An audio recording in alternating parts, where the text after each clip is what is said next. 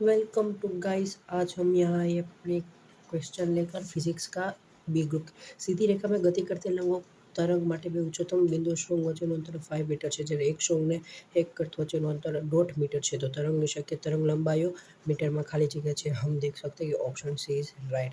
तो आज हम उसके दाखले में देखें। तो सबसे पहले मैं यहाँ आपको ये बता देता हूँ कि 70 क्वेश्चन आपके सामने मैं यहाँ स्क्रीन पर रख रहा हूँ।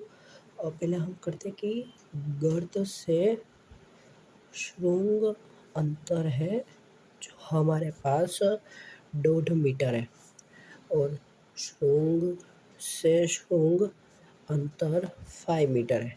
तो हमारा पास एक फॉर्मूला कि 2n+1 लेमडा बाय 2। तो शृंग थी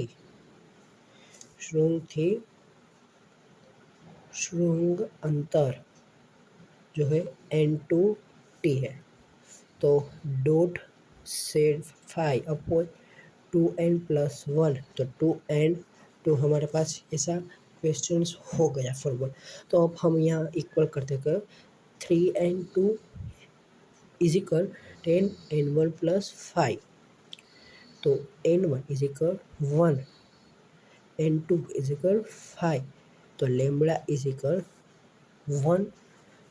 ये पहला हमारा सवाल। हमारा दूसरा क्या है, n1 is equal 4, n2 is equal 15, तो लेमड़ा हमारा होगा 1/3। Third question, n1 is equal 7, n2 is equal 25, तो लेमड़ा हमारा होगा 1/5। तो हमारा आंसर होगा 1, 1/3, 1/5। देखो यहाँ 1 है, हम इसकी